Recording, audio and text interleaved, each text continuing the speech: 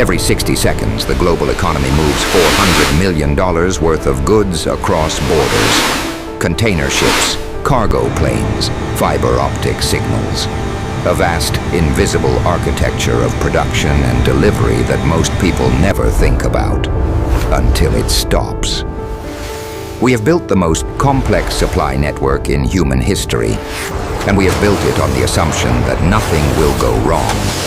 But something always goes wrong.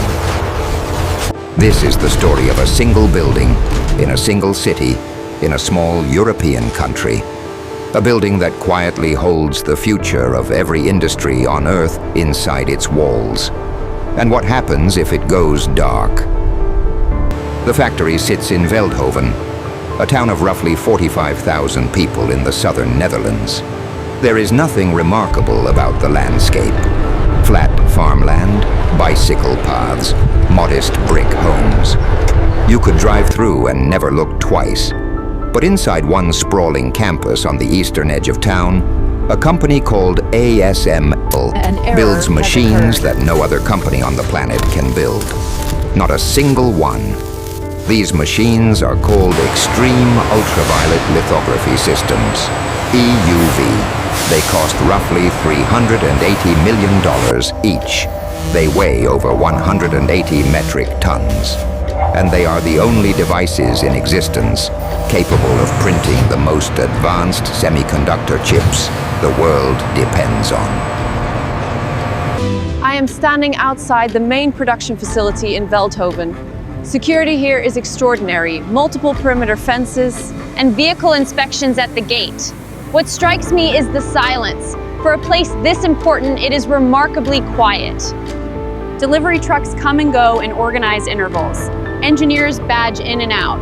But nothing about the exterior tells you that this campus... To understand why ASML matters, you have to understand what a semiconductor is, and why making one is among the most difficult things humanity has ever attempted. A modern chip, the kind inside your phone, your car, your medical devices, your banking infrastructure, contains transistors measured in nanometers. A nanometer is 1/1000th of a meter. For perspective, a human hair is roughly 80,000 nanometers wide. The transistors on a cutting-edge chip are 3 nanometers across. To print patterns that small onto a silicon wafer, you need light with an extraordinarily short wavelength. That is what EUV lithography does. It generates plasma by striking molten tin droplets with a laser 50,000 times per second. The resulting light, at a wavelength of just 13.5 nanometers, is focused through a series of the most precise mirrors ever manufactured, polished to a smoothness of less than 1 atom of variation, and projected onto a wafer coated in photoresist. This process repeats hundreds of times to build a single chip layer by layer. No other company has mastered this. Not in the United States, not in China, not in Japan, not in South Korea. ASML is it.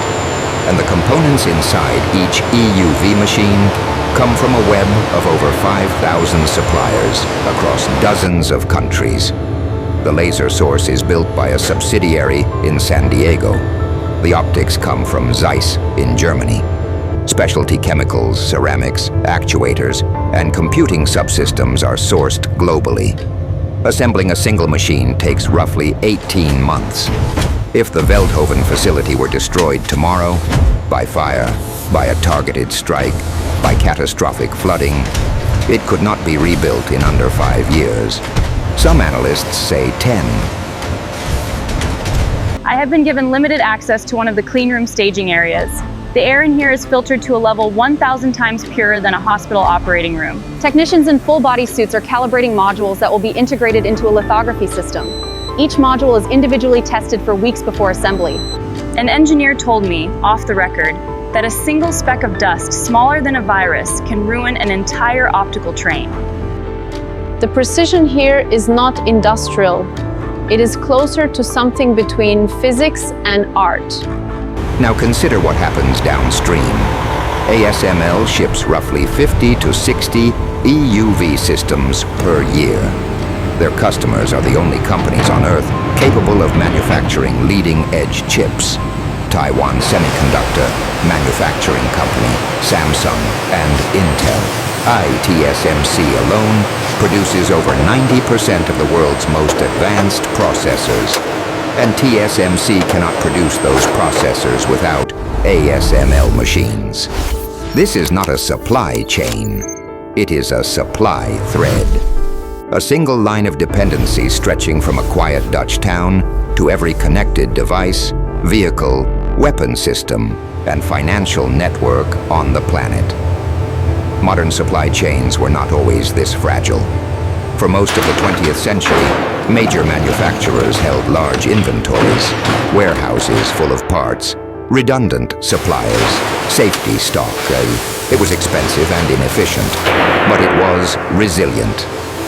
Then came the revolution of just-in-time manufacturing, pioneered by Toyota in the 1980s. The idea was elegant: produce only what is needed, when it is needed, in the exact quantity needed.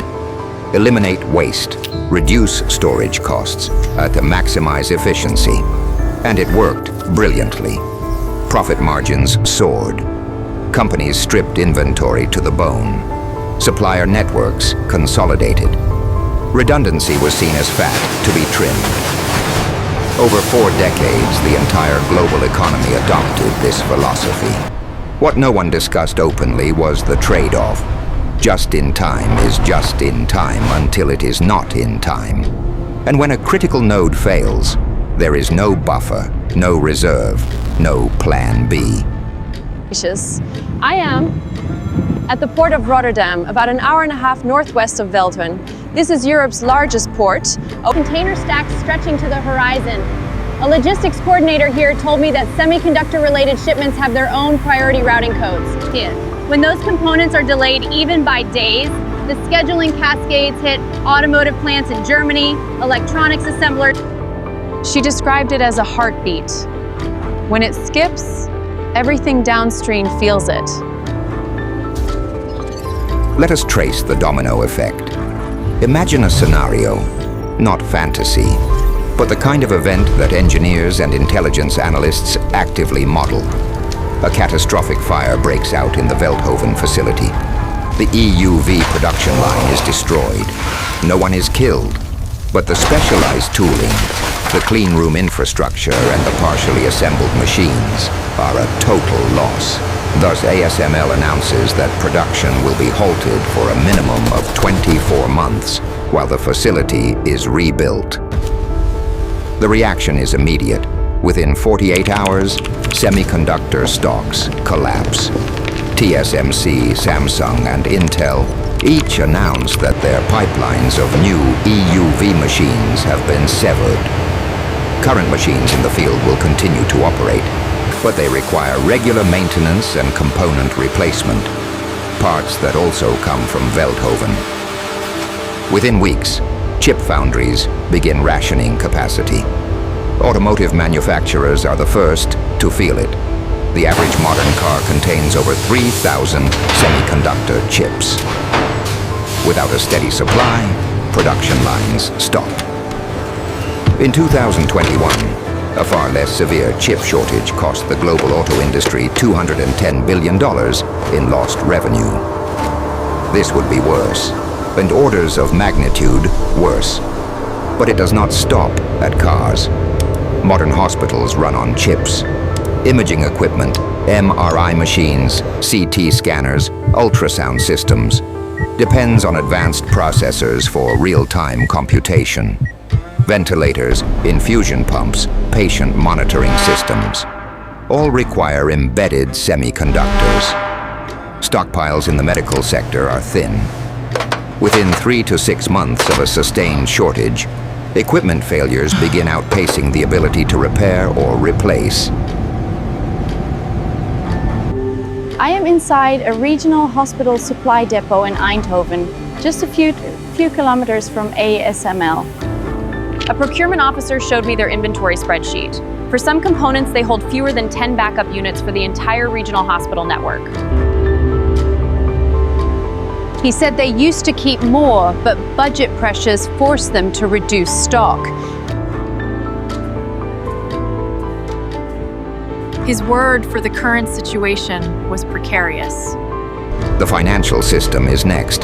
Global banking infrastructure, the transaction processing networks, the data centers, the trading platforms, runs on servers built with advanced chips. These servers have a replacement cycle of 3 to 5 years. Without new chips flowing, that cycle breaks. Legacy hardware begins to fail, processing capacity degrades. But in a prolonged shortage, transaction speeds slow. Settlement times extend. Confidence erodes. Central banks would face a crisis not of monetary policy, but of physical infrastructure. Defense is another vector. Modern weapons systems are ravenous consumers of high-performance semiconductors. A single F-35 fighter jet contains over 800,000 individual chips. Guided missile systems, satellite communications, radar arrays, encrypted communications networks, all depend on a continuous supply of advanced processors. The United States Department of Defense has identified semiconductor supply chain fragility as a Tier 1 national security risk. Their own assessments suggest that a sustained disruption to EUV lithography production would degrade military readiness within 12 to 18 months. And then there is the geopolitical dimension. China has spent over $150 billion attempting to develop indigenous EUV capability. As of today, they have not succeeded. The physics is understood, the engineering is not.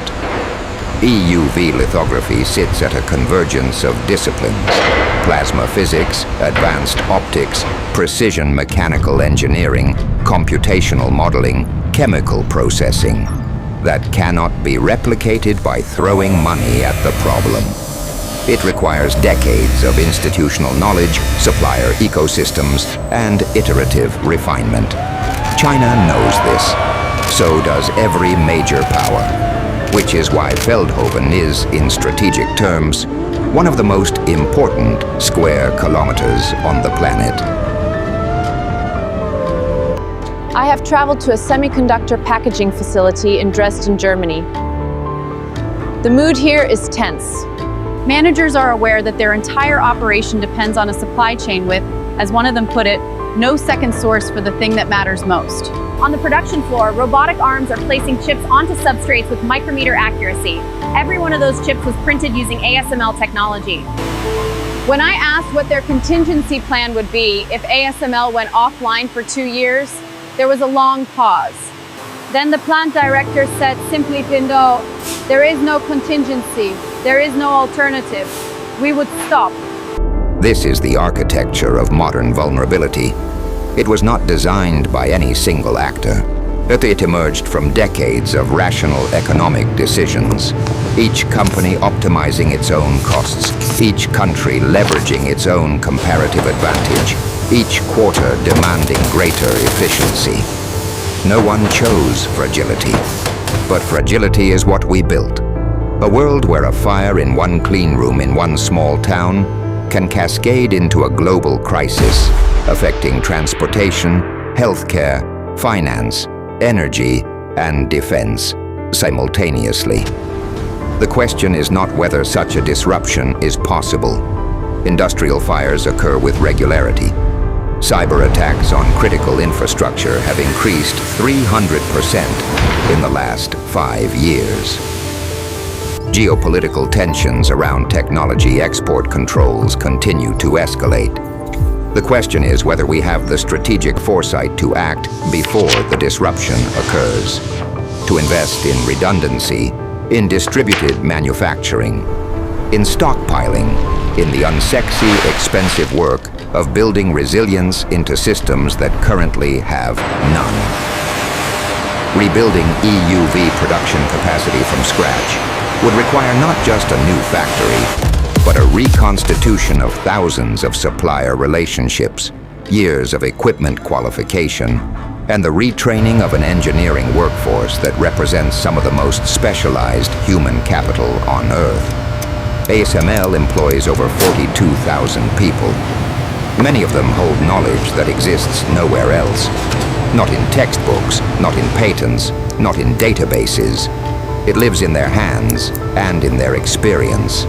That is not something you rebuild in a quarter, or a year, or perhaps even a decade. I am back in Veldhoven now, standing on a pedestrian bridge overlooking the ASML campus at dusk. The lights inside the production buildings are still on. They run around the clock. Shifts rotate continuously.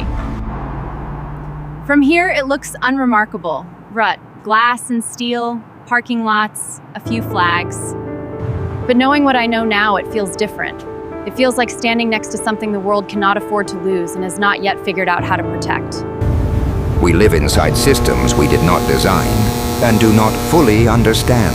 We trust that the lights will turn on, that the medicines will arrive, that the markets will open, that the machines will work. And most days, they do.